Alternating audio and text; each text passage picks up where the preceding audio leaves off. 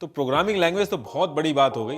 जो सबसे बेसिक चीज होती है जॉब के लिए, वो अपना रिज्यूमे तक नहीं बना पाता। भाई जब जुगाड़ से ही नौकरी लगनी है तो इतनी पढ़ाई क्यों। रिसेंट एनटीपीसी एग्जाम की बात करूं तो डेट नोटिफिकेशन देने के बाद भी 2 साल लगा दिए एग्जाम कराने में। रिजल्ट आने के बाद भी सालों लग जाते हैं ज्वाइनिंग में। सोच रहे हैं कि 1 या 2 हजार का बेरोजगारी भत्ता मिल जाएगा, या फिर उनकी कास्ट का नेता जीत के आएगा और सरकार में जुगाड़ लगेगा और उनको नौकरी मिल जाएगी, या फिर किसी दिन घोड़े पे चल के एक ऐसा नेता आएगा जो सबको जॉब दिलवा देगा। गैस फ्री करने से, लैपटॉप बांटने से रोजगार नहीं बढ़ते हैं। आपको कोई भी पैसा इसलिए नहीं देता है कि आपके पास कितनी बड़ी डिग्री है।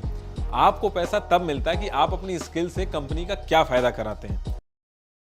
एक आदमी अनएम्प्लॉयड या बेरोजगार कहलाता कब है? आपके घर में मॉम डैड हैं, छोटे भाई बहन हैं, तो इनमें से अनएम्प्लॉयड कौन कहलाएगा?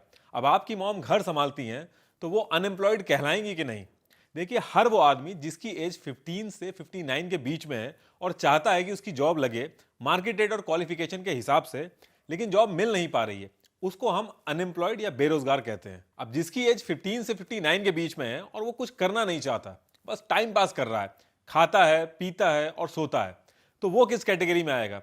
देखिए, ऐसे लोग बर्डन होते हैं घर वालों पे भी और देश पे भी, क्योंकि ये खाते उतना ही है, रिसोर्सेज उतनी यूज करते हैं, गंदगी और पॉल्यूशन भी उतना ही करते हैं, लेकिन ये ना घर की इकोनॉमी बढ़ा पाते हैं और ना ही देश की। जिस तरह से घर में जितने ज्यादा लोग कमाएंगे उतना अच्छा घर चलेगा, ठीक उसी तरीके से देश में 15 से 59 ईयर के लोग कमाते हैं और बाकी एज के लोग उन पर डिपेंडेंट रहते हैं। अब कमाने वाली एज के लोग भी अगर खाली बैठने का मन करेगा उनका, या फिर अनएम्प्लॉयड रहेंगे, तो देश कभी आगे नहीं बढ़ पाएगा।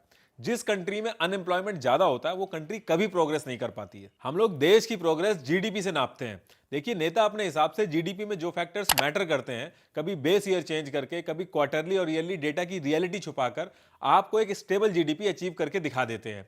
और ये मैं अपने मन की बात नहीं कह रहा हूं, ये कहना है आईएमएफ की चीफ गीता गोपीनाथ का और एक्स आरबीआई चीफ रघुराम का। असल बात यह है कि देश जब से आजाद हुआ है, अनएम्प्लॉयमेंट का इशू कोई भी गवर्नमेंट सॉल्व ही नहीं कर पाई है। 10% अमीर लोग देश की इकोनॉमी और जीडीपी में सही से कंट्रीब्यूट करते हैं, और बाकी की 90% लोग अनएम्प्लॉयमेंट, वर्क प्रेशर और गरीबी जैसी चीजों से रोज लड़ते हैं। ये बहुत ही बड़ी इनइक्वालिटी है। इसके बारे में न्यूज चैनल कभी बात नहीं करेंगे। इससे जीडीपी का डेटा तो मेंटेन हो जाता है, लेकिन इक्वालिटी तभी आती है जब हर एक आदमी के पास पैसा और एम्प्लॉयमेंट होता है। गैस फ्री करने से, लैपटॉप बांटने से रोजगार नहीं बढ़ते हैं। और सिर्फ जीडीपी का डेटा ही नहीं, बल्कि अनएम्प्लॉयमेंट रेट जो निकालते हैं ये लोग, उसमें भी डेटा आज तक सही नहीं मिल पाया है। अगर मैं पेंडेमिक से पहले की बात करूं तो जीडीपी हर साल बढ़ा है और बेरोजगारी भी हर साल बढ़ी है। ये अजूबा सिर्फ इंडिया में ही होता है। अगर डेटा एक्यूरेट होता तो ऐसा बिल्कुल नहीं होता। Periodic labour force survey, PLFS, ये गवर्नमेंट बॉडी है जो इंडिया के अंदर सर्वे करवा के ये बताती है कि कितनी बेरोजगारी है। तो कुछ एक्टिविस्ट ने कहा कि ये ऑर्गेनाइजेशन तो गवर्नमेंट के अंदर में है, तो गवर्नमेंट अपना ही डेटा क्यों खराब दिखाएगी, कोई इंडिपेंडेंट ऑर्गेनाइजेशन होनी चाहिए। फिर एक इंडिपेंडेंट विंग बनाई गई, एनएससी। इसका काम था सारे डेटा को रिव्यू करना बिना गवर्नमेंट की इंटरफेरेंस के। लेकिन इसका हाल भी सीबीआई की तरह ही हुआ। जो भी गवर्नमेंट पावर में आती है वो इसमें अपने बंदे इंप्लांट कर देती है और बात घूम फिर के वहीं आ जाती है। इसी चक्कर में हर साल इनके मेंबर रिजाइन करते हैं। उनका कहना है कि गवर्नमेंट को अगर इसमें घुसना ही है तो अलग से इंडिपेंडेंट बॉडी बनाने की जरूरत क्या है, जो पहले चल रहा था सिस्टम वही होना चाहिए। हर साल हम अनएम्प्लॉयमेंट रेट देखते हैं, जैसे कि अभी करंटली 7% चल रहा है।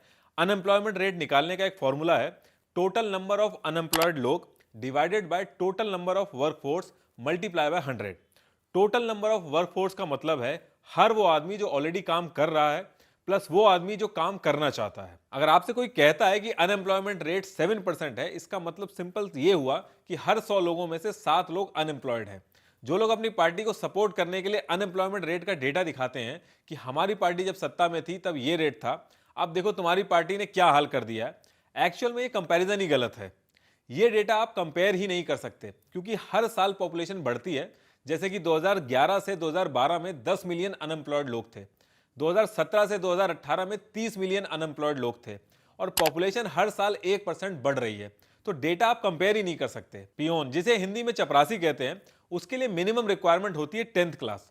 62 पियोन की जॉब्स के लिए 93,000 लोगों ने अप्लाई किया, जिसमें से 3,000 पीएचडी होल्डर थे, 50,000 ग्रेजुएट और 28,000 पोस्ट ग्रेजुएट ने अप्लाई किया। और यूपी में यह आंकड़ा और इंटरेस्टिंग है, 30 लाख लोगों ने 368 ओपन जॉब्स के लिए अप्लाई किया।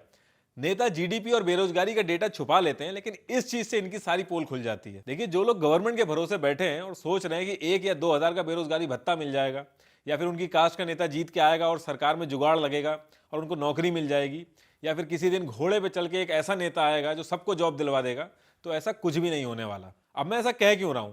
WENR की रिपोर्ट के हिसाब से 53 मिलियन इंडियंस अनएम्प्लॉयड हैं। इस एम्प्लॉयमेंट को हटाने के लिए 10 मिलियन न्यू जॉब चाहिए होंगी, मतलब कि हर दिन 27,000 जॉब चाहिए होंगी, तब जाके 12 साल में अनएम्प्लॉयमेंट खत्म होगा।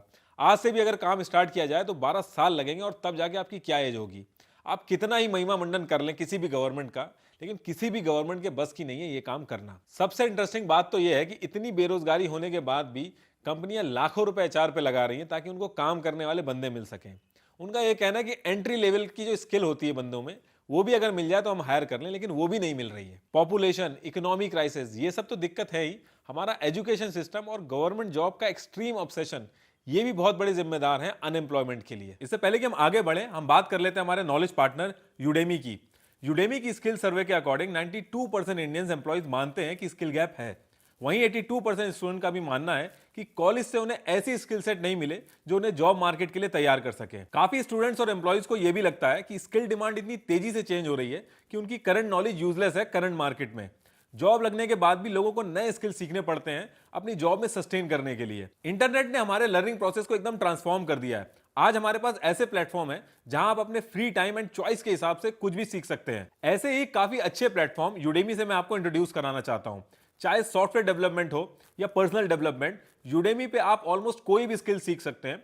फिर चाहे आप अभी कोई स्टूडेंट हो, कॉर्पोरेट एम्प्लॉय हो या बिजनेस पर्सन हो, आपको करियर स्टार्ट करना हो या खुद को अप स्किल करके अपने करियर ग्राफ इंप्रूव करना हो, इस सब में यूडेमी आपको डायरेक्शन एंड एजुकेशन दोनों दे सकता है। यूडेमी पे सबके लिए ऐसे कोर्सेज हैं जो उन्हें करियर एंड पर्सनल दोनों तरह से ग्रो करने में हेल्प कर सकते हैं। यूडेमी के इंस्ट्रक्टर्स हाईली स्किल्ड और क्वालिफाइड हैं। जो इंस्ट्रक्टर आपको पसंद हो उसके कोर्सेज में आप एनरोल करके अपनी जर्नी स्टार्ट कर सकते हैं। इसका पोटेंशियल लिमिटलेस है। इनके कुछ कोर्सेज बहुत अच्छे हैं, जैसे कि the complete digital marketing course, जिसमें 12 स्किल्स हैं, जैसे कि SEO, Google AdWords marketing, FB and YouTube marketing, आप एक कोर्स के साथ सीख सकते हैं। इसके साथ ही सॉफ्ट स्किल्स जो आपको वर्क में और इंटरव्यू में प्रेजेंटेबल बनाती हैं, उसके कोर्सेज भी हैं, जैसे कि कम्युनिकेशन स्किल्स फॉर बिगनर और the complete resume, LinkedIn and get your dream job course. ये आपको जॉब रेडी बनाती हैं। तो इस वीडियो के बाद do check out their page, मैंने लिंक डिस्क्रिप्शन बॉक्स में शेयर कर दिया है। अब वापस आते हैं अपने टॉपिक पे। एक बार मैं पासपोर्ट बनवाने गया था तो टीसीएस वालों को दिया गया था पूरा प्रोसेस कंप्लीट करने का काम। उन्होंने पूरा प्रोसेस लगभग 30 मिनट में कंप्लीट कर दिया था। लास्ट में गवर्नमेंट ऑफिसर को साइन करने होते हैं कि ये जो पूरा प्रोसेस किया है इन्होंने सही से किया है कि नहीं किया। ऑलरेडी जो काम 30 मिनट में हो गया था उसको सिर्फ वेरीफाई करने के लिए 1 से 1.5 घंटा लगा दिया। जब वो आराम से 10 बार क्लिक करके एक बार बटन दबाएगा और फिर दुनिया भर के ब्रेक लेगा तो काम कहां से टाइम पे होगा। और इस चीज का ऑब्सेशन लाखों लोगों को है कि एक बार जब गवर्नमेंट जॉब लग गई तो लाइफ सेट है, काम नहीं करना पड़ेगा, जॉब एकदम सेफ है। इस चक्कर में मुखर्जी नगर में बच्चों ने अपने 10 साल खराब कर लिए हैं। एसएससी ग्रुप बी और सी की पोस्ट के लिए जो एग्जाम करवाता है उसमें हार्डली 1 साल लगना चाहिए, लेकिन इस पूरे प्रोसेस को कंप्लीट होने में 3 से 4 साल लग जाते हैं, क्योंकि कभी एग्जाम की डेट चेंज होती है, कभी पेपर लीक हो जाते हैं, कभी रिजल्ट टाइम से नहीं आता है, और उसके बाद अगर रिजल्ट आ जाता है तो ज्वाइनिंग टाइम से नहीं होती है। रीसेंट एनटीपीसी एग्जाम की बात करूं तो डेट नोटिफिकेशन देने के बाद भी 2 साल लगा दिए एग्जाम कराने में। रिजल्ट आने के बाद भी सालों लग जाते हैं ज्वाइनिंग में। आजकल इतनी तेजी से वर्ड चेंज हो रहा है कि एंटरप्रेन्योरशिप, स्टार्टअप्स, अलग अलग जॉब स्किल्स जैसे कि digital marketing, cloud computing, SEO, ये सब स्किल्स पहले नहीं थी, लेकिन आज इनको सीख के लोग लाखों कमा रहे हैं। इनको आप कम टाइम में सीख सकते हो और जॉब आसानी से मिल सकती है आपको कोई भी पैसा इसलिए नहीं देता है कि आपके पास कितनी बड़ी डिग्री है। आपको पैसा तब मिलता है कि आप अपनी स्किल से कंपनी का क्या फायदा कराते हैं। अगर आपकी खुद की भी कंपनी होगी तो आप 100 रुपए उसी आदमी को दोगे जो 100 रुपए के बदले में आपको 1000 कमा के दे। और गेम वो चेंज करते हैं जो 100 रुपए में 5000 का काम करते हैं। अगर डिग्री के बेसिस पे जॉब मिलती तो पूरे इंडिया में इतना अनएम्प्लॉयमेंट नहीं होता। जितनी स्विट्जरलैंड की पॉपुलेशन है उससे ज्यादा इंडिया इंजीनियर्स प्रोड्यूस कर देता है। और ये जो सुंदर पिचाई, सत्या नदेला की हम बात करते हैं, इन्होंने भी अपनी हायर एजुकेशन बाहर से ही की है। एनुअल एम्प्लॉयबिलिटी सर्वे 2019 की रिपोर्ट के हिसाब से 80% इंजीनियर्स एम्प्लॉयबल ही नहीं है। कॉलेजेस को बहुत अच्छे से पता होता है कि अच्छी जॉब पाने के लिए ही लोग प्रोफेशनल डिग्री लेने उनके कॉलेज में आए हैं, लेकिन उसके बाद भी जब बच्चा पास आउट होता है तो प्रोग्रामिंग लैंग्वेज तो बहुत बड़ी बात हो गई, जो सबसे बेसिक चीज होती है जॉब के लिए, वो अपना रिज्यूमे तक नहीं बना पाता है। एक बेरोजगार इंसान को बहकाना बहुत ही आसान होता है, इसलिए नहीं वो बेवकूफ होता है, बल्कि इसलिए क्योंकि उसने धक्के बहुत खाए होते हैं। तो धक्के खा खा के थक गया होता है, और अगर एक छोटी सी भी उम्मीद मिलती है तो उसको ट्राई जरूर करता है। इस चीज का फायदा लोग उठाते हैं, आपने देखा होगा। इसीलिए इंडिया के अंदर लाखों कंसल्टेंसी ऐसी हैं जिनका सिर्फ और सिर्फ काम यही है कि जो पास आउट बैच हैं उनके साथ फ्रॉड करना। मेरे साथ एक लड़का था, विकास सिंह, पढ़ने में काफी तेज था। पास आउट होने के बाद उसने सबसे ज्यादा धक्के खाए। आज तो खैर अच्छी जगह पे है वो। उसने मुझसे एक क्वेश्चन पूछा था कि भाई जब जुगाड़ से ही नौकरी लगनी है तो इतनी पढ़ाई क्यों। और इस क्वेश्चन का आंसर ना मेरे पास तब था और ना आज है। अगर आप लोगों के पास इस चीज का आंसर होगा तो बताइएगा जरूर।